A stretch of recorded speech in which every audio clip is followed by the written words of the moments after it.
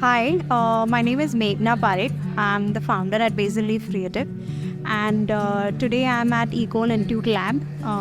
We saw a lot of interesting work being put up by the students here.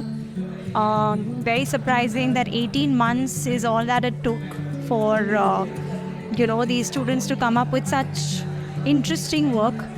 And what is very surprising is that children from all over the background, they don't come with an art background.